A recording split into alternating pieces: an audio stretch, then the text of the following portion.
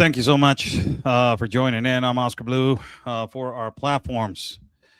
Before we start, we need your support now more than ever. We are asking for a united donation to our platform to continue. We need around $2,500.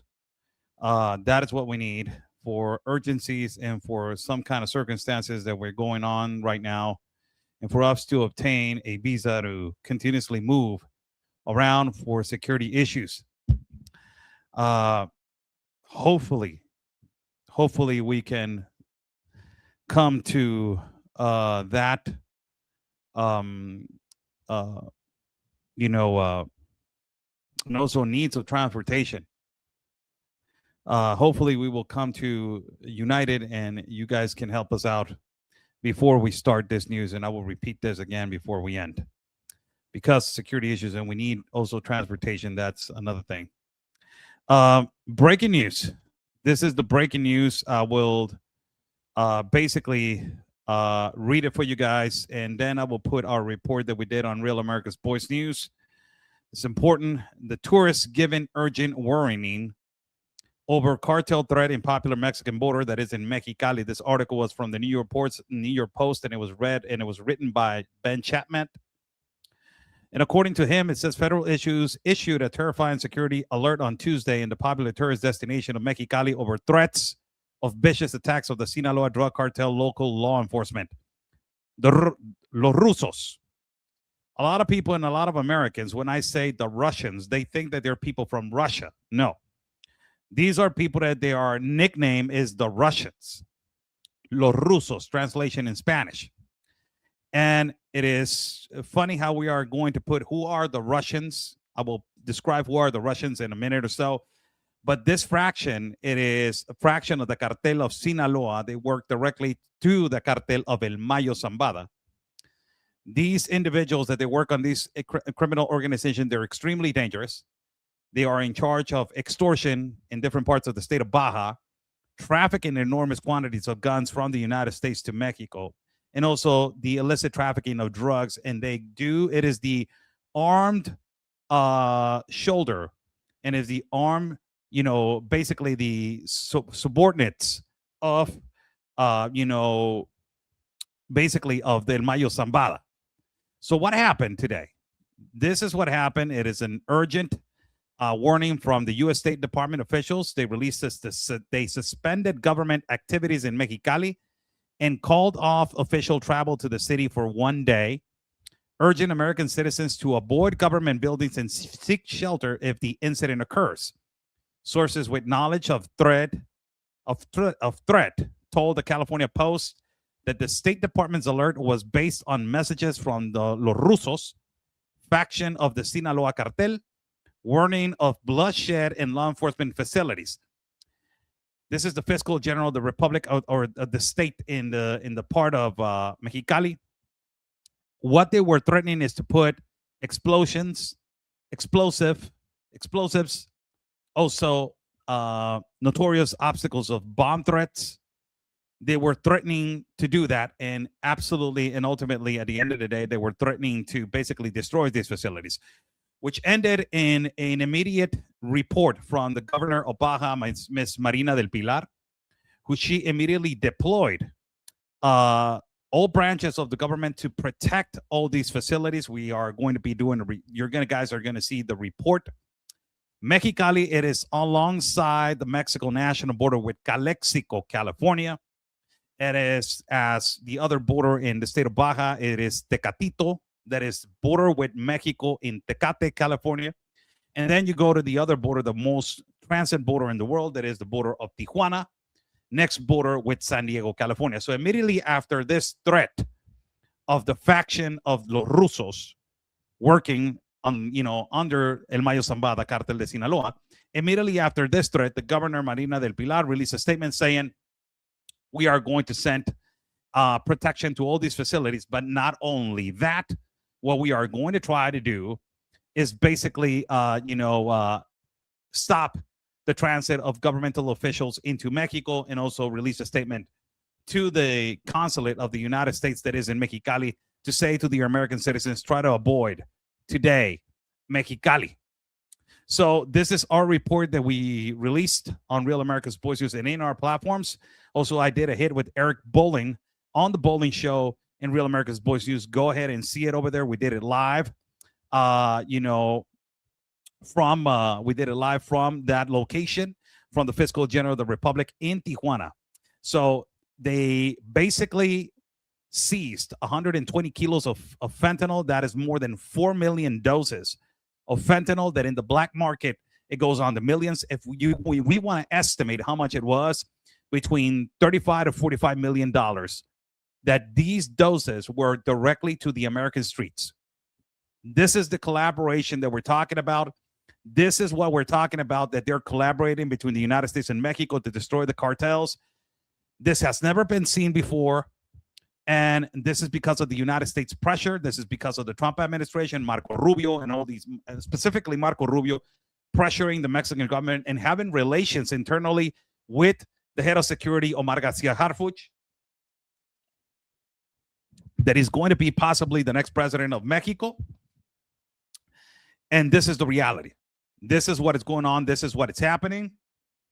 The American government working really closely, DEA to be exact, working really closely with the Mexican authorities to basically destroy these fractions and decimate them and make them weaker by the moment of extracting and detaining these seizures of all these quantities of fentanyl. This is our report. Be sure to watch it. Security alert has been released for governmental officials from the United States not to travel to Mexico. Why is that?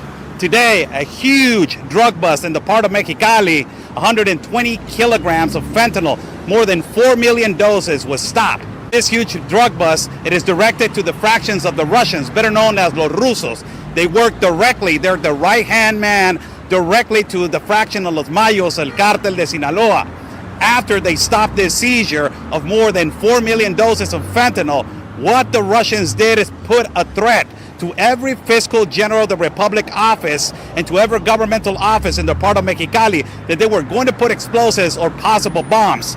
This continued to a statement from the governor of the state of Baja California, Marina del Pilar, deploying authorities of every branch of the state to secure the locations, ultimately to secure the citizens of Tijuana, Mexicali, and several parts and several borders on the state of Baja.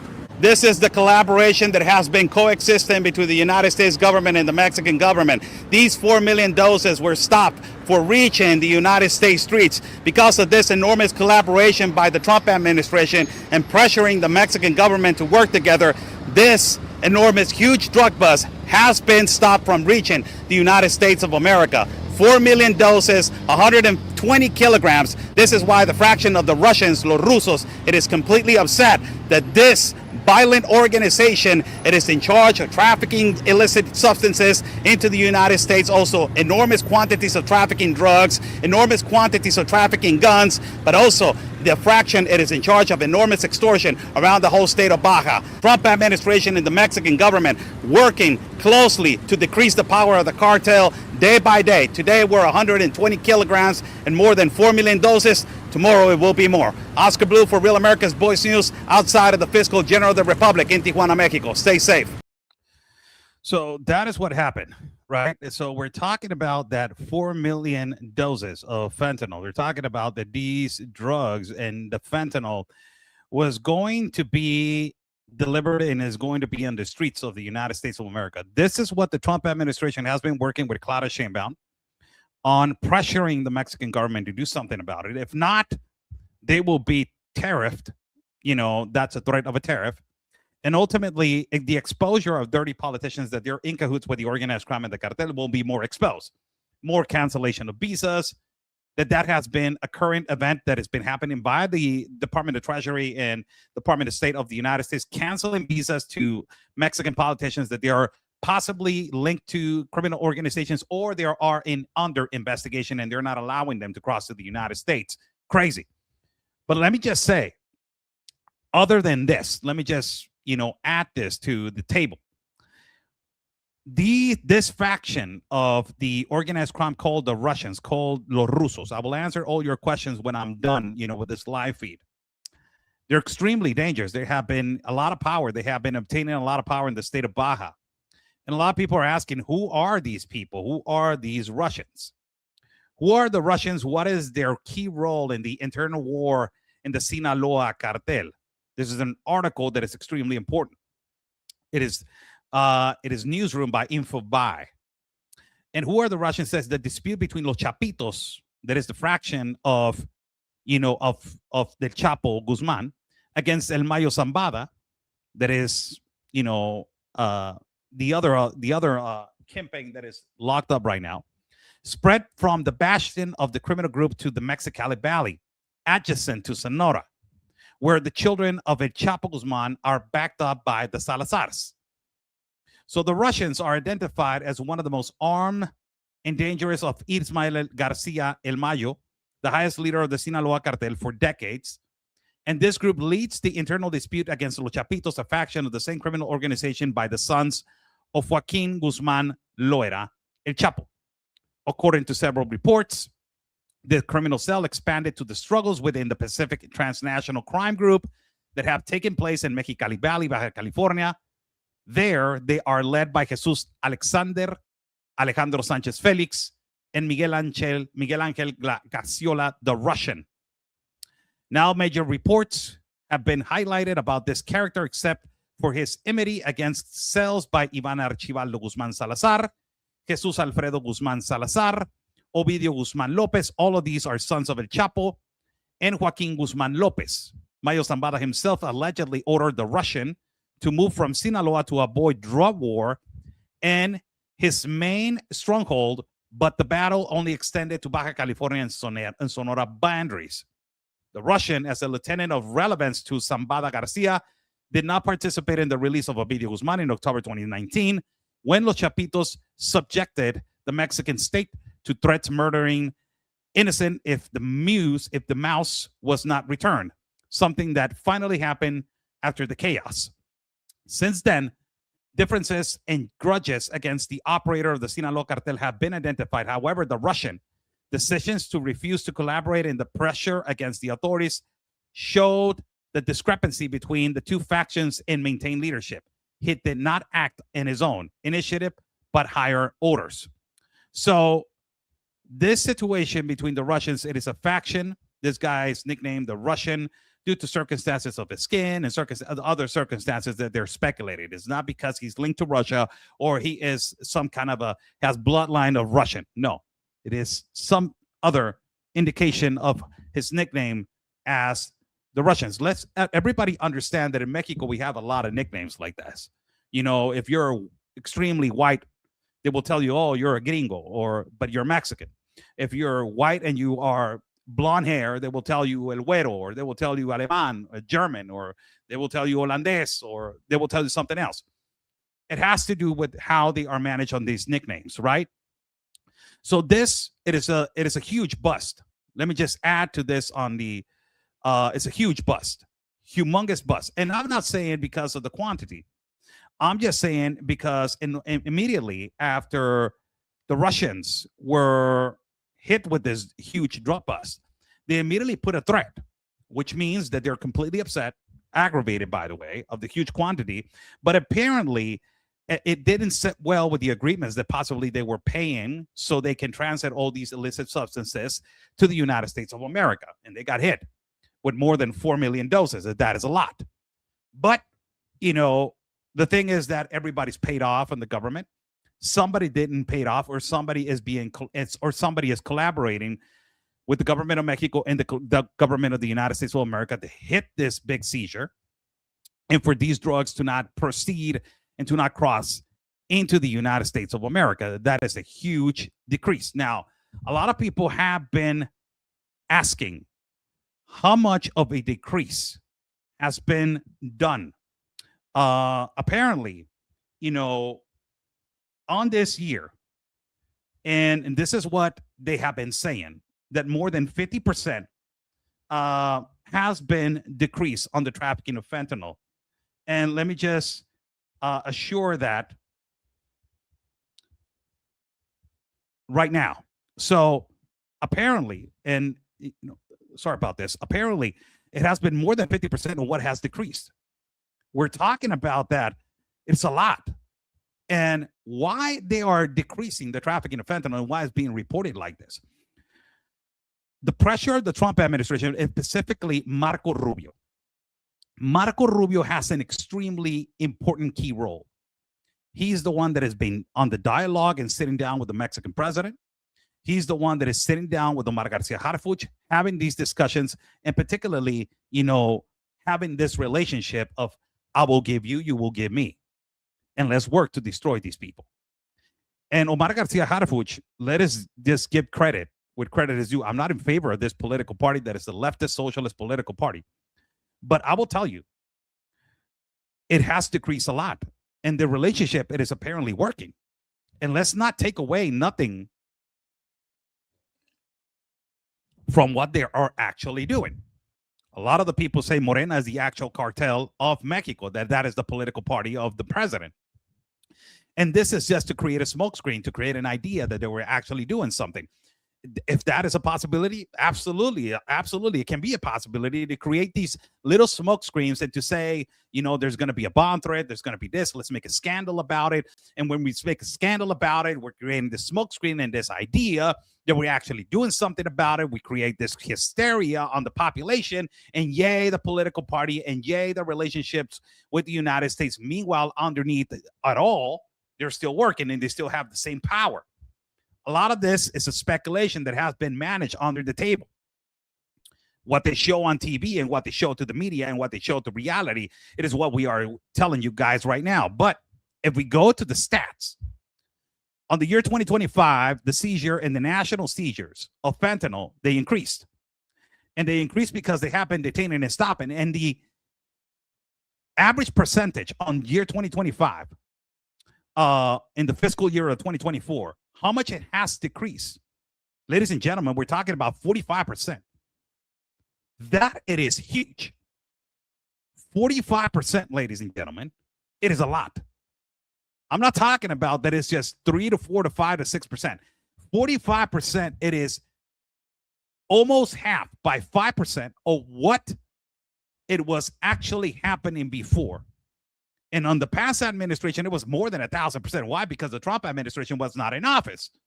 Whether you like it or not, whether you agree with it or not, whether you say that the Republicans are fascists, the Republicans are Nazis, ICE needs to go away, and all that stuff. I understand the narrative. I completely understand the leftist narrative and people that they are Hispanic. I completely understand. You're going to call me coconut and you're going to call me this and all that. I live in Mexico. I pay my taxes in Mexico, and I live over here. I'm from over here. But let me tell you the reality. This relationship, apparently under stats and under what they are delivering, it is working on stopping the drugs to cross to the United States of America. Now, the violence in Mexico is not working. The violence in Mexico is on an increase. The missing people, the abductions, the kidnappings, the mass graves by the cartel, that's not working. It is increasing.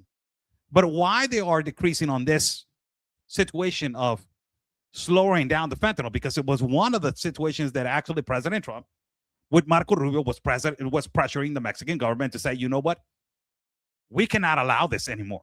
We cannot allow massive quantities of drugs arriving into our borders and being let in like nothing is happening. And nobody's doing nothing on the other side, but we have to do something on this side. So the Russians are in charge of a lot of the trafficking on this valley of Mexicali. But not only that, they're in charge of the trafficking of guns. And there have been multiple Americans that they have been caught red-handed crossing massive quantities of guns into, and artillery also, into Mexicali Valley and distributing it to the whole state of Baja and also parts of Sonora. The Sonora is a state connected to Arizona. So let me just tell you guys something that has increased on the year 2025 till now to 2026. So we're talking about on the fiscal year between 2024 to 2025, the percentage of fentanyl arriving and crossing through the United States borders has decreased to 45%. That is a lot.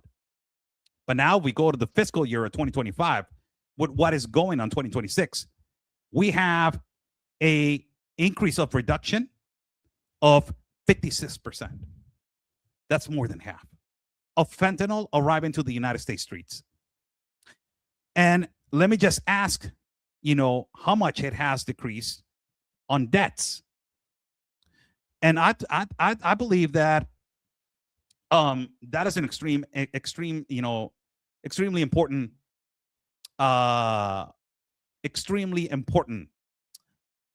data and statistics.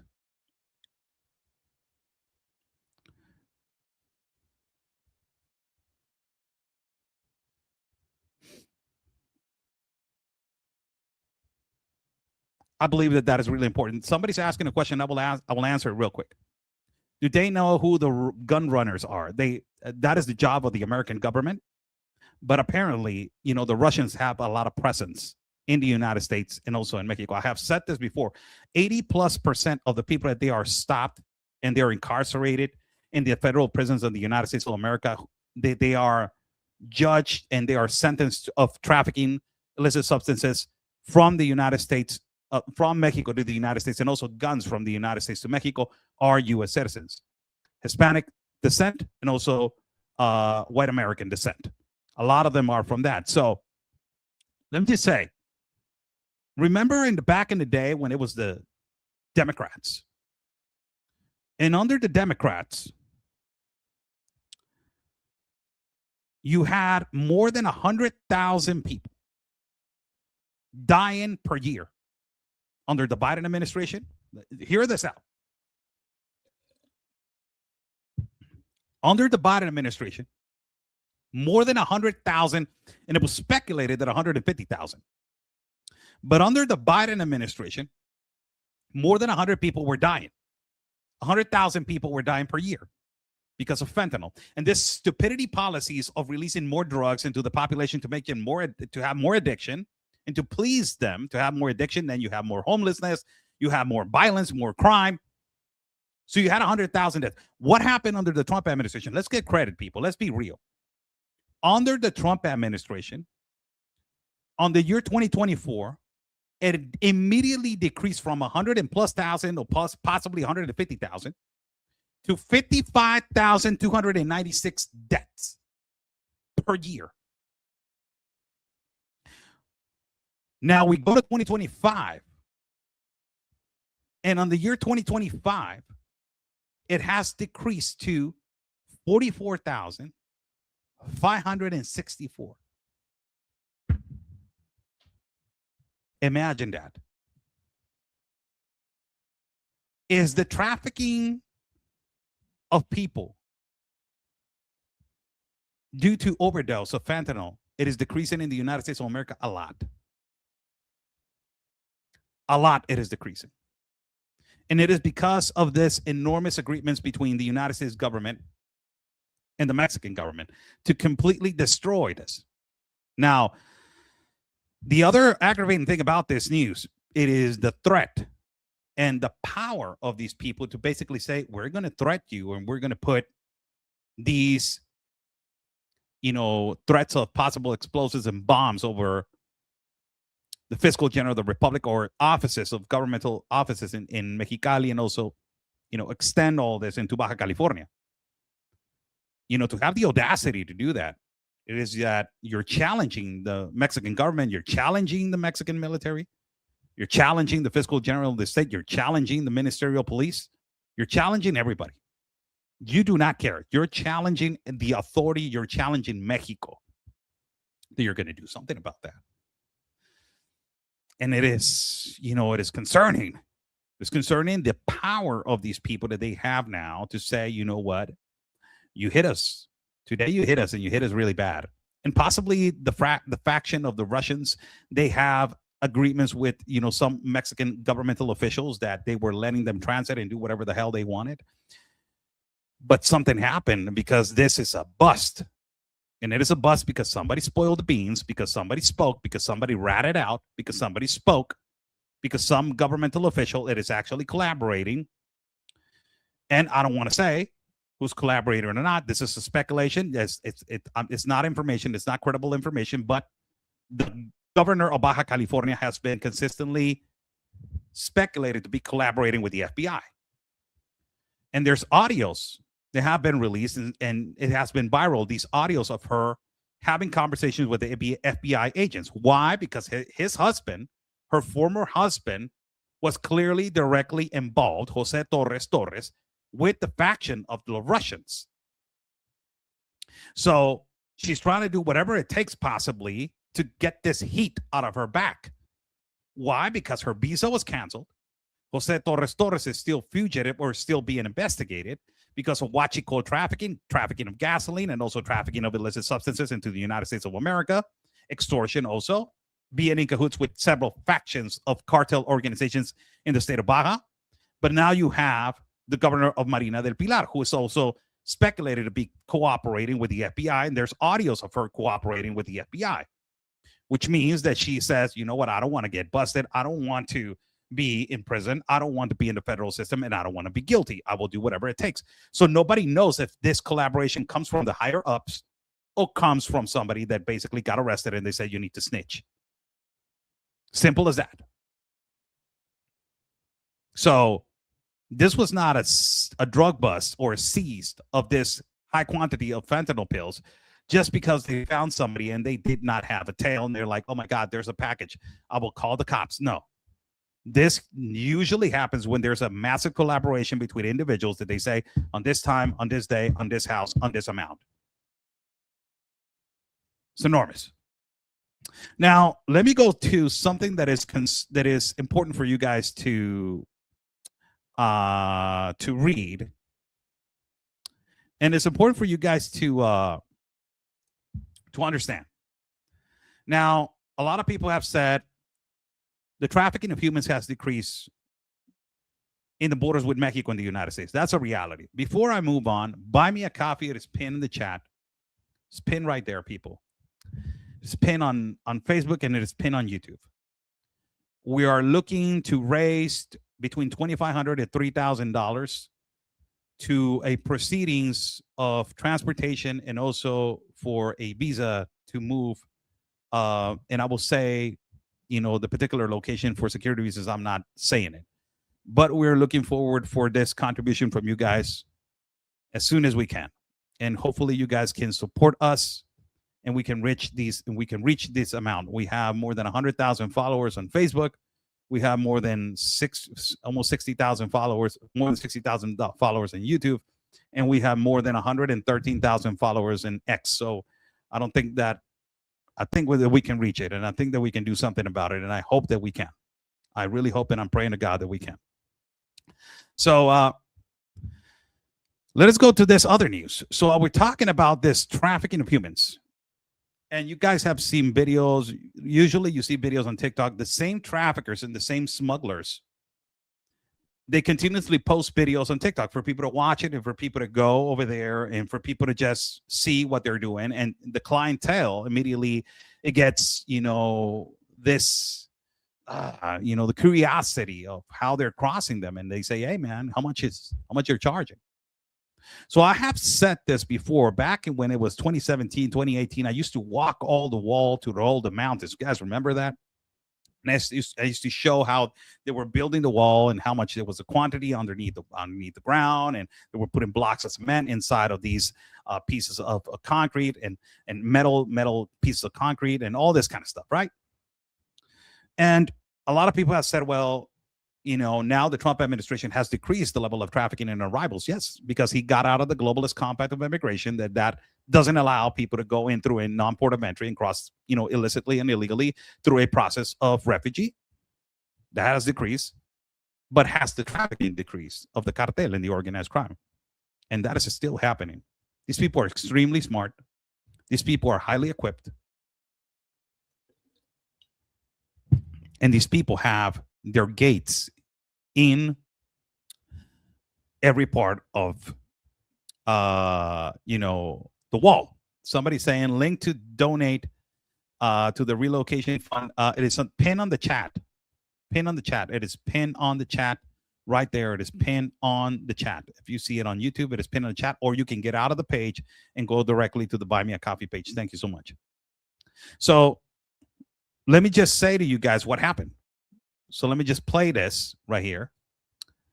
says the Fiscal General of the Republic prosecutes 3 people arrested for attempt to cut the border wall fence. The Office Attorney General of the Republic in the state of Baja California initiated a criminal, let me pause right there, criminal proceedings against 3 individuals who were arrested while attempting to cut through a section of the border wall fence between Mexico and the United States. Fidel N., that's one of them. Let me just return the video right here. This is Fidel. Fidel N., it is one of them. The second one, it is Jose N., that is right here on the screen. No, that's Noel N., that's right here on the screen. And the third one, it is Fidel N. right here. This is the equipment that they were using. Let me pause right there. During the initial hearing, the judge also ordered justified pretrial detention. The defendants will remain in La Mesa Social Reintegration Center in Tijuana. The Specialized Regional Control Prosecutor's Office, FECOR, opened an investigation, and after officers from Tijuana Municipal Secretary of Security and Citizen Protection, Fidel, caught Fidel, Noel, and Jose in an act of cutting the border wall fence. During the arrest, authorities seized an electric saw, 4 batteries, 2 angle grinders, 5 metal cutting discs, and 1 vehicle. The seized evidence was placed under the custody of the federal prosecutor, who continues compiling the case file ahead of the conclusion of the supplementary investigation. Through these actions, the Fiscal General of the Republic reaffirms its commitment to combating crime and invites the public to report circumstances and situations. So today is a win-win, people. You seize more than 4 million doses of fentanyl that cost, a faction of the Cartel de Sinaloa to be upset that is Los Rusos. And also you seized, you arrested 3 individuals who are basically were cutting the fence and trafficking humans into the United States of America. These people are now arrested. They are under custody of Mexico government, and they were using this kind of equipment to do so. Now, let's go to the next video. And this is another, really impressive video that I want to show to everybody. And I think that it is important. The Fiscal General of the state destroys 25 improvised armed vehicles in Tamaulipas. These are vehicles that they are used as Mad Max vehicles. These vehicles that they have been so viral on social media that the cartel improvises and puts metal plates on them like a Mad Max vehicle, and uses high artillery weapons to basically attack the population or go against their, the organized crime and the cartel. Let me put the video. This is a video released by the Fiscal General of the Republic. As you see, they're destroying these vehicles. They say that destroyed vehicles were seized through various operations carried out in cooperation with authorities from all 3 levels of the government, coordinated by the Mexican government security cabinet. According to the investigations, the vehicles were allegedly used by members of criminal organizations and were connected to several ongoing investigations. The event was conducted under supervision of the Federal Public Prosecutor's Office, assigned the Specialized Regional Control Prosecutor's Office in the part of Tamaulipas. These are the vehicles that were destroyed. Today was a win-win from the Mexican government and from the American government of a clear hit and destruction of the organized crime and the cartel. That picture, I don't know why I got in there. That's me driving. I'm sorry about that. I'm sorry about that. It's a video, so I basically possibly smuggled that picture right there. So these are the vehicles that they were destroyed. As you guys see right here, they're destroying vehicles. That's a picture of me. There's another vehicle right here being destroyed. Look at that. Look at this. Look at this Mad Max vehicle, man. Look at this Mad Max vehicle being destroyed. Do you know how many people possibly got assassinated? And let me use the term and word, aggravating term and word, were taken away from this planet because of these vehicles. How many people were arrested? How many people were not arrested? How many people were kidnapped? How many lives were taken over by these vehicles? It's unbelievable. And more unbelievable thing is how they were conducting these burning of these vehicles. As you see, they are completely destroying them right there, one by one. These are like these Mad Max vehicles. Absolutely crazy, huh? Absolutely unbelievable. That's how they were destroying these vehicles. And was basically today was a good day by the Mexican government and also the American government working together. That's it's incredible. It's I've never seen this before in my life.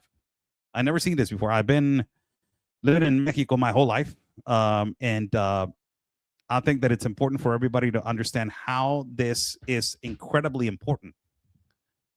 How the Mexican government is working with the American government. Let's say Omar Garcia Harfuch is doing.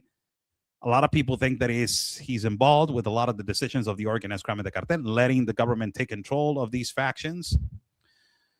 But this is, whatever it is, a smokescreen, whatever it is, whatever it's not, whatever they're trying to deliver, some accounting to the public to know and to the public to understand. Hey, you know what? Let's just do something today because we need to show the population that we're actually doing something. A lot of the times they have done that.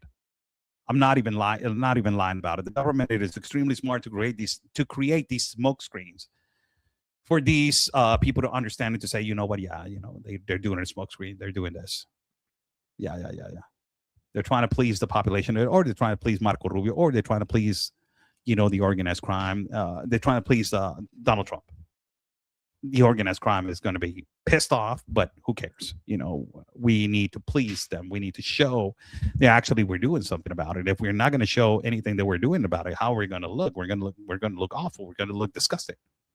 We are going to look like we are basically not doing anything. And that is absolutely one of the things that I believe strongly that, it's a win-win today.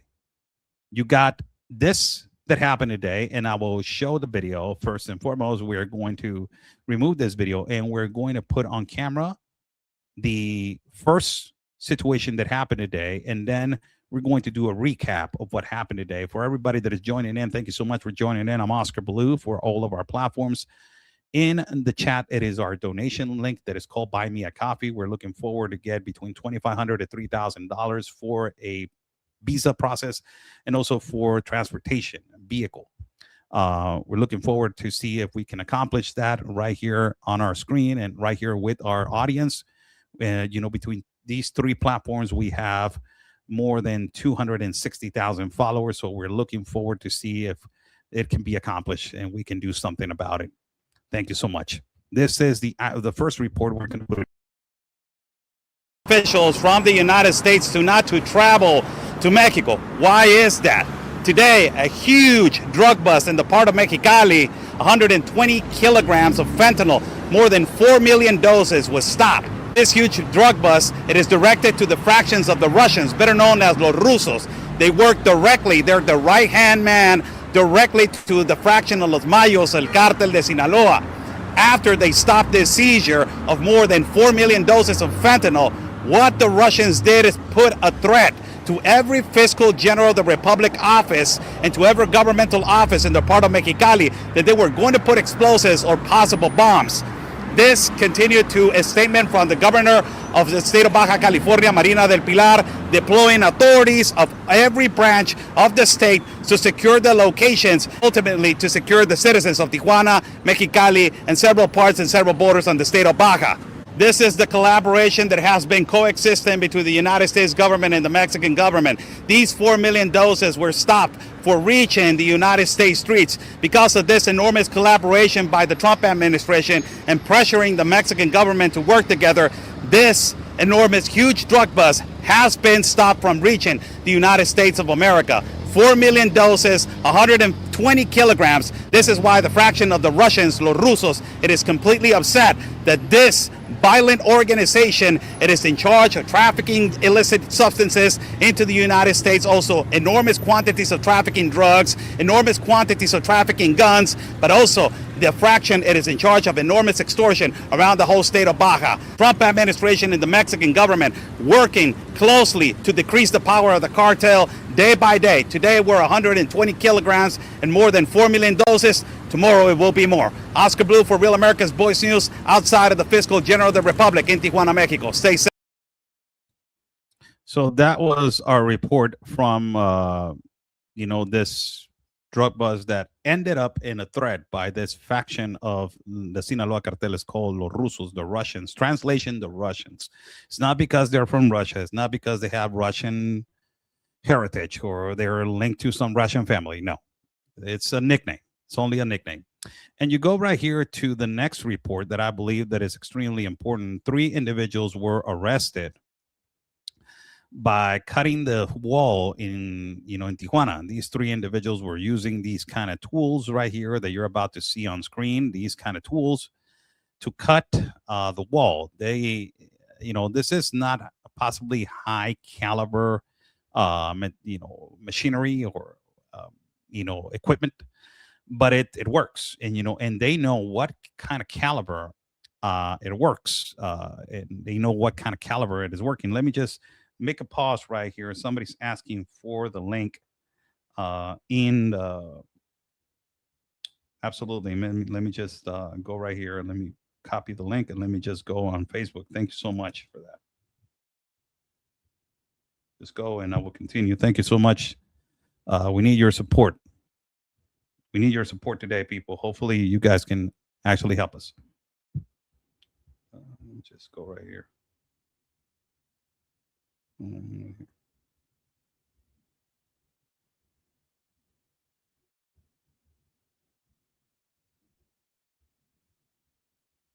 There you go. It's pinned on Facebook.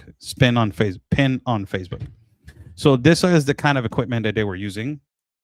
And they were using this for, cutting the fence and cutting the border wall, which I believe that is one of the things that is concerning to basically try to understand and try to see like what the hell, is this actually happening? And it has been happening for years. It has started happening even when they were building it. The cartel is really advanced in situations and thinking how they can, do this. They started with the ladders, putting the ladders and with pins on the top so people can climb over and climb to the other side. Then they said, you know what, let's create, these gaps and these doors, these gaps and doors so guys can enter and easily go in and easily go out. And thank you so much for people that they're donating. Thank you so much. We need it more than ever, people. Our security is at stake and also transportation is much needed. So thank you so much. All of this, it's a situation which I think that is extremely important for people to understand how these people are getting arrested immediately. That I believe that is some kind of an accomplishment to arrest these kind of individuals who are smuggling through the border wall. And it is going to increase these smugglers, these people that they have been working continuously on these kind of situations. It is going to increase. Why does it going to increase? And I'm going to just pause this for a minute and make a quote right here. It's called November elections, the midterms. And, these midterms have created the ideology that people, they're being manipulated and used, like migrants are being manipulated and used all the time, as they have been, manipulated and used like last week. This caravan that we talked about of 1,500 people trying to reach all the way to the central parts of Mexico or to the north parts of the United States of America, they're never going to reach it. But it has been decimated and it has been not destroyed completely. People get, as they're walking, there's smugglers, interfering. There are smugglers entering and basically conducting themselves and disguising themselves as migrants, but they're not migrants. They're they're smugglers, and they have everything paid off. They have the transportation, they have the taxi, they have everything that you need to move from city to city, from state to state. So it is going to increase the smuggling. This is why I was concerned that a lot of people say it has nothing to do with the midterms, Oscar. Nothing is going to change. Donald Trump is not going to go anywhere. Well, let me just put a hypothetical example in an example that it might happen. And let's say that Democrats win and Donald Trump gets impeached. That is what happened on the first administration. Remember? And the crazy thing about it is that when it happened, a lot of people did not realize that it's a copy paste of what we're seeing right now. So let me just go right now and thank you so much, Barbara. Thank you so much. Says your reporting has always been top notch. I have watched you from the beginning when you were reporting from your car. Thank you so much. A donation. Thank you so much. Thank you, thank you, thank you for your contributions. Buy me a coffee, spin in the chat. Thank you so much. So I wanted to add this, because a lot of the things, a lot of people do not understand. Do not understand. I will read the donations at last when we're finishing. Then thank you so much. When it was the Trump administration, let me just go back to 2016, 2020. When it was 2018, in 2018, there was an enormous pressure, and it was the pressure of the midterms. And it happened exactly what is happening again. And the Democrats or whoever, the globalists or the communists or whoever is doing this, they're planning to do exactly the same thing. And what they're planning to do is start, agitating with large groups of caravans. But now the strategy is going to be different. It has to be different because the Mexican government needs to decimate this, because if you don't decimate it and you were to decrease it, you're going to get tariffed. And now you have a possible threat of being tariffed of 25%. That it's not going to be nice. And they're going to expose dirty politicians from the Mexican political party of Morena, that is the political party that wants to stay still in power. They're not going to like it. So you don't have that threat. You have that threat now, but before in the 2016, 2020, you didn't have that threat. So it was a huge leverage that you had for the cartels to operate. Now they do not have that threat. So what is going to happen is that they're going to pressure. Now, if you guys seen my programs, even the migrants know that, the midterms need to be won by the Democrats. And if the Democrats win the midterms, they can impeach Donald Trump.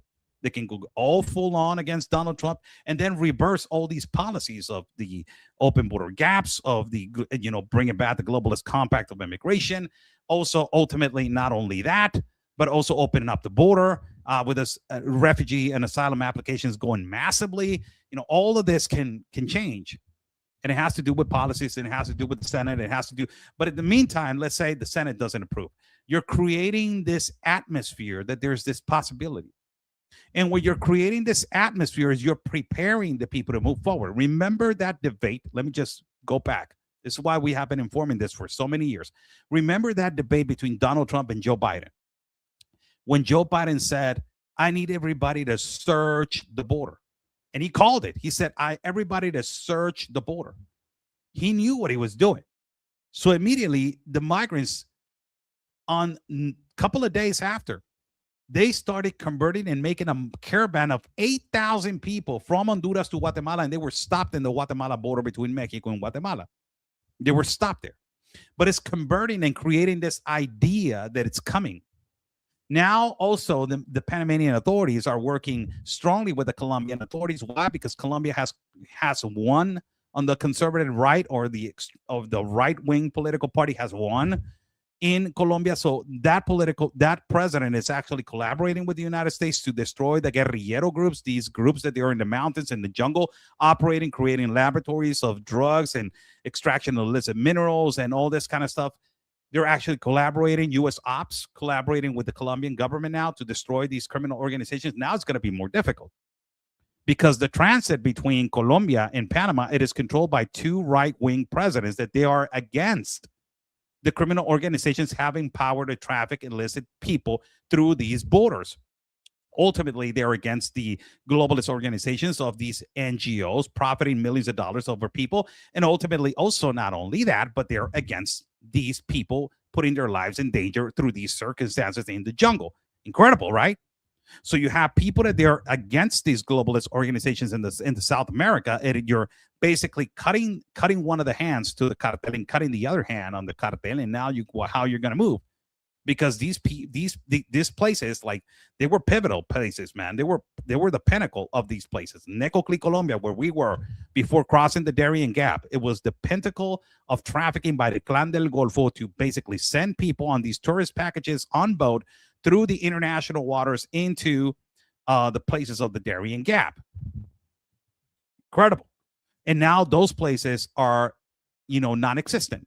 Actually, people are being safe. Like the picture you see behind me is the mountain of of the Flag Mountain, where it was extremely dangerous. People were trafficked consistently. Children were dying. Men were dying. Women were being raped and abused. Now that is non-existent. But if the Democrats win the House, the midterms, they will create this atmosphere that the next president can actually win. And if a Democratic president win, it's all done, people. You're going to see Biden on steroids like you have never seen before. This agenda is going to continue. It is going to grow massively. Like you guys don't even imagine. So it is important to have these relations between the head, that is the United States of America, pressuring Mexico to continue to cooperate and try to decimate and try to destroy these criminal organizations and control the massive caravans, which they are happening right now. We have been informing this since the Trump administration came into office. You guys know micro caravans have been leaving the south of the border. And who is pushing these people? Well, the people are in need to get out of Tapachula, Chiapas, because they do not have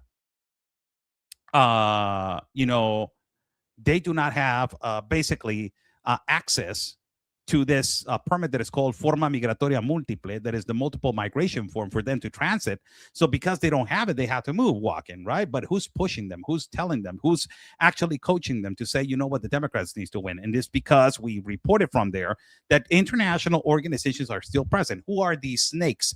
OIM, the International Organization of Migration, United Nations, and also UNICEF, and also ACNUR, the Commission of Refugees, that these people are the inhuman people who create these policies and these ideas that walking is the same, the same ideology of walking, same pattern in the Darien Gap. To risk your life, we're going to be receiving you on the other side of the jungle, do whatever it takes to get over here. And from here, we are going to put you on a bus and you're going to suffer the consequences to Costa Rica, to Panama, through all. It's horrible.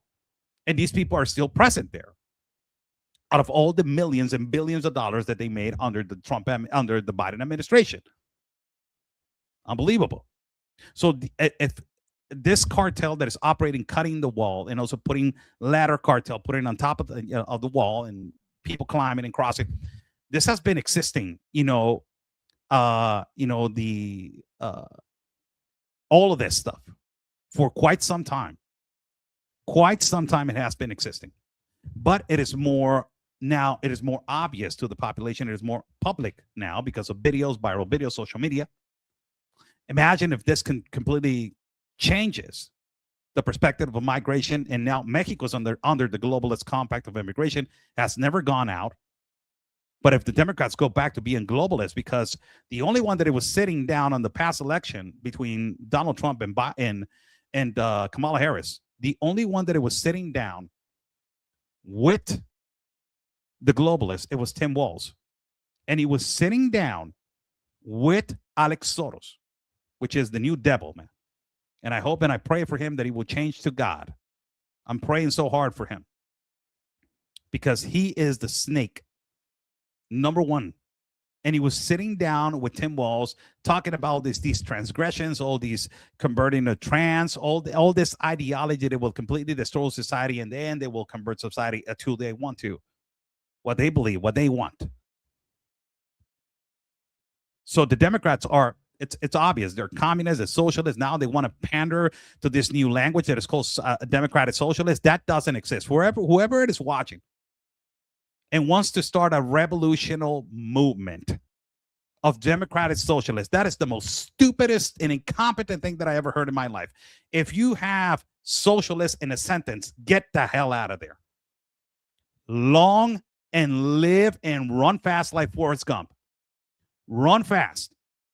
Because every word that has socialism and it is approved, it goes to trash. Reality check. So whoever's starting this idea that in the United States there's a political party that it can be transformed and supported, that is the Democratic Socialists, get out of town, man. Get out of town. So this is talking about immigration and these three individuals who were arrested trying to traffic individuals through the wall, cutting the wall, right? But now we go to this, and this is, let me repeat it again, this is the Mad Max vehicles being destroyed in the state of Tamaulipas. These vehicles that you guys have seen, viral vehicles on social media of these cartels using them with metal places, metal pieces of pieces of metal, Like this one, look, it has 3 seats on the top, and it has 1, 2, 3 spots on these seats to put 3 long artillery 50 caliber weapons on the top. And this on the back is for people to stand up and just shoot this, right? So you got 3 potential, spots right here, gaps right here to put these 50 caliber weapons on the top. Are those American vehicles? No, these are Mexican cartel-owned, modern, transformed Mad Max vehicles. Please. And if you're talking about it, if these vehicles come from the United States into Mexico, a lot of the vehicles come from the United States to Mexico to be sold. And it not necessarily means that somebody in the United States is selling these vehicles to the cartel so they can transform them. No. You can buy vehicles. A lot of people dedicate themselves to selling vehicles from the United States into Mexico. And not necessarily they're selling them to a person that is going to transform this. Cartels know which vehicle it can easily be designing, and you got all this intelligence and all this technology now that they can actually create the design and then basically implement it on a vehicle that it can be an F-150, a Titan, a Nissan Titan, a Ram Dodge, whatever it is. It can be basically changed. So they were destroying these vehicles. Basically, a lot of these vehicles were destroyed in the state of Tamaulipas, which I believe that it is important. Somebody saying looks ready for war. Yes, they are. That's what they're made for. They were made for combat, destroy, attack populations. Look at this one in the back. You see that gray one on the left side? See that one? It's incredible, huh? How these people have so much amount of power. And I have said this so many times before, people. Under the Biden administration, the cartel grew like you guys don't even imagine. Like you guys don't even imagine. It's incredible how much they grew, man. It's incredible. I want to say thank you to Betty. Thank you so much. Says just supported you with a certain amount. God bless you, Oscar, and thank you for all you do. Thank you so much. Then we got Laura. Laura, oh my God, thank you so much, Laura. God bless your dear heart. Thank you so much. It says this is for your safety. Thank you, thank you, thank you, thank you. Buy me a coffee is right there. So thank you so much for joining in. Questions, and if anybody wants to ask a question right now about what we have talked about in the past 58 minutes with 29 seconds as the time and the clock is moving. If anybody has questions or anybody wants to talk about this, go ahead. Go ahead. Say hello to Tennessee over there. I'm reading your comments and I will, read your questions right now.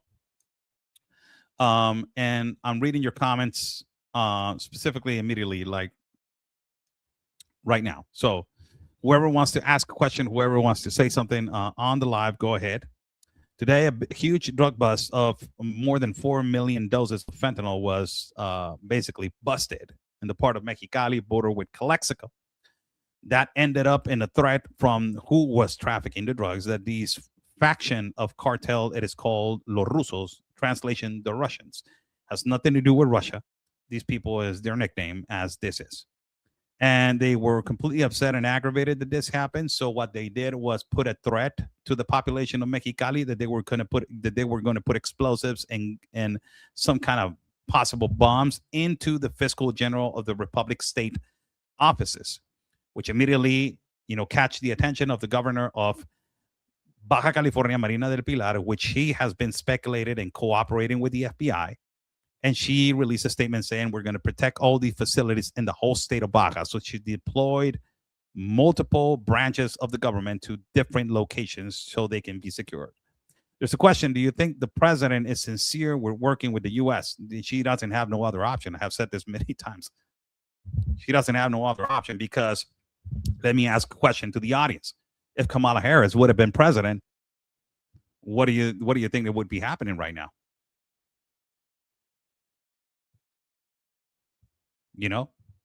Let me hear if you know anything regarding FPV drones. Okay, I will let you know.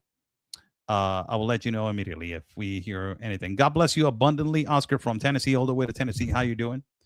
Questions, people, before I go. We're going on 1 hour into this show. 1 hour into this show. People want to contribute to our independent reporting and travel fund. Buy me a copy is right there. We are trying to raise a certain amount of money for potential visa and also transportation.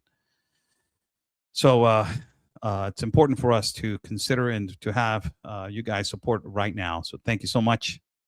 So there's no questions more. There's no comments. Thank you. God bless you guys. We are going to be leaving this live feed.